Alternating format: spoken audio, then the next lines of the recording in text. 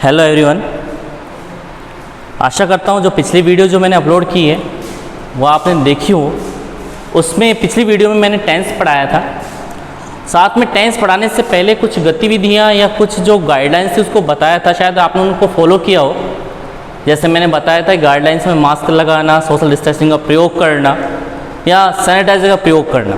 आप वो जो चीज़ें मैंने बताई हैं उनको जारी आप कर रहे हो घर पे, अच्छी बात है। सुरक्षा आपको रखनी है ताकि आप घर में रहकर पढ़ाई कर सकें तथा जो कोरोना महामारी है उससे बच सकें। तो आज का जो हमारा टॉपिक है वो WH वर्ड है। WH वर्ड अर्थात वे शब्द होते हैं जो या तो W से आरंभ होते हैं या H से आरंभ होते हैं, WH वर्ड कहलाते हैं।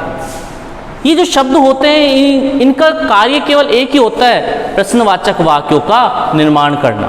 प्रश्नवाचक वाक्य जैसे आपने देखा हो कि वे शब्द जो मध्य में आते हैं, जो, क्या, क्यों, कहाँ, कब, कौन इत्यादि जो शब्द होते हैं वो हमेशा वाक्य के मध्य में आते हैं। जैसे मीना क्या खा रही है। आप देख सकते हैं मैंने बोर्ड पे लिखा मीना क्या खा रही है। इसमें जो बीच में शब्द है क्या, ये एक WH वर्ड है। उदाहरण दूसरा देता हूं मैं, जैसे राम कहां जा रहा है। आपने देखा जो ये चिन्ह लग रहे हैं प्रश्नवाचक चिन्ह है, लेकिन इनके मध्य में जो शब्द आ रहा है उसका अर्थ अर्थात कहां, ये जो शब्द है वो प्रकट करता है कि ये वाक्य प्रश्नवाचक वाक्य कहलाएगा जिनका हमें उत्तर देना होता है। आप देख सकते हैं कि आप जब एग्जाम देते हैं उसमें कई जो प्रश्न हैं ज़्यादातर वो WH वर्ड से प्रारंभ होते हैं। वाट से हो सकता है, हाउ से हो सकता है, वाई से हो सकता है, वेयर से हो सकता है। ये सारे जो शब्द हैं उनका काम केवल एक ही होता है कि प्रश्नवाचक वाक्यों का निर्माण करना। आप जब तक प्रश्नवाचक वाक्यों को समझेंगे नहीं तब तक आप उन प्रश्नवाचक वाक्यों का उत्तर नहीं दे सकते। इनको समझना बहुत ही अनिवार्य है। जैसे जैसे आप बढ़ती क्लासों के अंदर जाएंगे या आगामी कक्षाओं में जाएंगे तो उनमें ये शब्दों का प्रयोग बहुत ही ज़्यादा होने वाला है, जिसके द्वारा आप प्रश्नों को समझेंगे तत्पश्चात उनका उत्तर दे सकेंगे। तो मैंने कुछ एक सारणी बनाई है यहाँ पर बोर्ड में। यहाँ बोर्ड पर एक सारणी में देख सकते हैं आप, मैंने शब्द लिखा, अर्थ लिखा, प्रयोग लिखा। शब्द जो कि ये सारे शब्द जो W या H से प्रारंभ हो रहे हैं, इनका प्रथम वर्ड आप देख सकते हैं WH, WH, WH, WH या खाली H। आप देख सकते हैं कि मैंने लिखा था यहाँ पे कि वे शब्द जो या तो W से आरंभ होते हैं या S से आरंभ होते हैं WH वर्ड कहलाते हैं। इन शब्दों का उपयोग ज़्यादातर प्रश्नवाचक वाक्यों के लिए किया जाता है। आप देख सकते हैं कि मैंने पहला शब्द लिखा वाट, WHAT। वाट का अर्थ क्या होता है, इसका जो प्रयोग है अर्थात आशय जानना कि आप क्या काम कर रहे हैं। दूसरा जो शब्द है वाई, वाई माने क्यों, WHY, वाई माने क्यों। इसका अर्थ होता है क्यों और इसका प्रयोग होगा कारण जानना। जैसे मैंने लिखा कि मीना क्या खा रही है, राम कहाँ जा रहा है। अब इस वाई का जैसा उदाहरण लिखता हूं मैं कि कोमल क्यों हंस रही है। तो ये जो शब्द आया उसमें हुआ क्यों, कारण जानना। अगला शब्द है वेयर यानी कहां। वेयर माने कहां, जगह जानना। जैसे मैंने लिखा राम कहां जा रहा है। अगला जो शब्द है वैन, वैन माने होता है कब अर्थात समय जानना। अगला शब्द है हु, WHO, हु माने कौन, कौन का अर्थ होता है कर्ता जानना। ऐसे ही है whom, WHOM, whom माने किसे, किसका, किसकी, कर्म जानना। विच, WHICH, विच माने कौन सा या कौन सी। इसका अर्थ भी होता है आशय जानना कि वह कौन सा काम कर रहा है। कारण भी कह सकते हैं, कारण जानना। हाउ, HOW, हाउ माने कैसे, कैसे माने तरीका जानना, अर्थात हाउ का अर्थ हो गया कैसे, और इसका जो प्रयोग हुआ वो होता है तरीका जानना कि वह किस तरह कार्य कर रहा है। HOWMUCH, how much, how much माने कितना, कितनी, अर्थात मात्रा जानना कि कितनी मात्रा है, कितनी मात्रा नहीं है। हाउ मैनी, HOWMANY, इसका अर्थ भी कितना, कितनी मात्राएं जानना। आपने देखा यहाँ पर दो चीज आई, कितना, कितनी मात्रा जानना, लेकिन यहाँ पर ज्यादा आती है ठोस और द्रव पदार्थों से।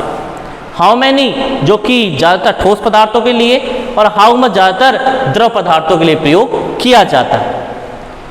अगला शब्द है how old, HOWOLD, how old माने कितनी उम्र, अर्थात किसी भी व्यक्ति विशेष की आयु जानना, उनकी उम्र जानना। HOWFAR, how far, how far माने कितनी दूरी। तो आप देख सकते हैं मैंने लिखा कितनी दूरी, तो यहाँ पर मतलब हुआ कि आप कितनी दूरी जानना, कि आप कितनी दूर जा सकते हैं, कितनी दूरी से आए हैं, या वो फला चीज कितनी दूरी पर है। हाउ लॉन्ग, कितनी लंबाई, किसी चीज की लंबाई चौड़ाई नापना। हाउ ऑफ्टेन, कितनी बारंबारताएं, बारंबारता यानी कि एक के पीछे एक सीरियल, एक तरह से बारंबारता कहलाई जाती है। तो ये कुछ शब्द थे WH वर्ड, जिनका प्रयोग ज्यादातर एक ही काम के लिए, किसी भी चीज का प्रश्नवाचक वाक्य का निर्माण करने के लिए, क्योंकि व्यक्ति के पास दो ही चीजें होती है ज्यादातर बोलने के लिए, या तो किसी भी चीज से पहले प्रश्न करेगा या उस चीज का उत्तर देगा। लेकिन हम उत्तर तभी दे सकते हैं जब हम किसी चीज का प्रश्न का मतलब समझ सकें। तो आपको सबसे पहले इन चीजों को याद करना होगा, और धीरे धीरे इनको याद करने के पश्चात आप इनका प्रयोग कर सकते हैं किसी चीज का प्रश्न का निर्माण करने में। इसका एक फॉर्मूला होता है इंग्लिश में, जैसे सबसे पहले WH वर्ड का प्रयोग करते हैं, उसके बाद हेल्पिंग वर्ब का, सब्जेक्ट का, मेन वर्ब का और ऑब्जेक्ट के बाद प्रश्नवाचक चिन्ह। अर्थात WH वर्ड, यहां पर कोई सा WH वर्ड ले लिया अगर जो प्रश्न के अंदर हमारा है, हेल्पिंग वर्ब HV का प्रयोग किया गया, सब्जेक्ट अर्थात कर्ता, MV अर्थात मेन वर्ब और ऑब्जेक्ट यानी कि कर्म। देखा जैसे मैंने एक बना रहा हूं मैं, ये वाला कोमल क्यों हंस रही है, तो मैंने देखा कि हमारा शब्द है यहाँ पर एक कोमल हो गया कर्ता, क्यों यहाँ पर WH वर्ड हो गया, हंसना यहाँ पर मेन वर्ब हो गई और रहा रही इत्यादि की पहचान हो गई। तो मैंने सूत्र के अनुसार जमा दिया WH वर्ड, यहाँ पर क्यों का प्रयोग किया गया, मुझे क्यों की स्पेलिंग आती है, जैसे मैंने लिख रखा बोर्ड के कि क्यों का मतलब हुआ वाई, WHY। तो जो फॉर्मूला बोल रहा है उस फॉर्मूला के अकॉर्डिंग मैंने यहाँ पर वाई लगा दिया। अब बोलता है कि इसके बाद हेल्पिंग वर्ब का प्रयोग करें। हेल्पिंग वर्ब आपको पिछले जो कक्षा में मैंने आपको बताया कि मैंने टेंस पढ़ाए थे, उसमें हम हेल्पिंग वर्ब किसके अकॉर्डिंग लगाएंगे, हमेशा पहचान के अकॉर्डिंग लगाएंगे। हमने देखा इसकी जो पहचान है रहा है, रही है, रहे हैं, यह गया हमारा प्रेजेंट कंटिन्यूअस टेंस के अंदर। अब इसकी जो हेल्पिंग वर्ब होती है वो होती है इज, एम, आर। आपने देखा 3 हेल्पिंग वर्ब थी। इज हमेशा एक वचन कर्ता के साथ, एम आता है आई के साथ और आर आता है हमेशा बहुवचन कर्ता के साथ में। तो हमारा एक कोमल यहाँ पर आप जान सकते हैं केवल एक वचन कर्ता है, तो हम किसका प्रयोग करेंगे, इज। दूसरा हमारा सब्जेक्ट आएगा, सब्जेक्ट हमारा कोमल है तो हमने कोमल लिख दिया।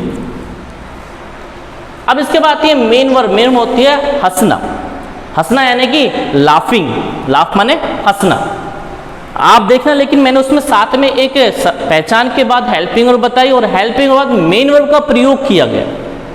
मैंने बताया था जो भी कंटिन्यूअस टेंस होता है उसमें हमेशा फर्स्ट फॉर्म में आईएनजी का प्रयोग किया जाता है। तो यह फर्स्ट फॉर्म में आईएनजी लगेंगे तो हमारे यहाँ पर फर्स्ट फॉर्म है लाफ, LAUGH, और इसके बाद मैंने आईएनजी का प्रयोग कर दिया और इसके बाद हमारा चिन्ह लगा दिया हमने प्रश्नवाचक चिन्ह। इस तरह वाई इज कोमल लाफिंग इस तरह बन गया कि कोमल क्यों हंस रही है। इस तरह हमेशा प्रश्नों का निर्माण किया जाता है। अब कोमल क्यों हंस रही है ये हमारा प्रश्न हुआ, अब उसका उत्तर जो भी होता है हम उसको आप आराम से दे सकते हैं। लेकिन सबसे मेन बात कि हमेशा आप ज़्यादातर इन शब्दों को भूल जाते हैं। ये छोटे छोटे शब्द होते हैं जो प्रश्नों का निर्माण करते हैं। अब आप घर पर इस चीज़ का प्रैक्टिस करें, इन शब्दों को देखें, समझें और घर पे एक कॉपी के अंदर इन चीज़ों का प्रयोग करते रहें। अब मिलते हैं अगली नेक्स्ट क्लास के अंदर। नेक्स्ट क्लास में अपना अलग टॉपिक होगा। आप इस चीज़ को जारी रखें और लगातार हमारे चैनल को देखते रहें, यूट्यूब को, और ज़्यादातर जो हमारी साइट है, हमारा जो ऐप्स है उस पर आप लॉगिन करें और जुड़ते रहें। ठीक है, नेक्स्ट क्लास में मिलते हैं। ठीक है।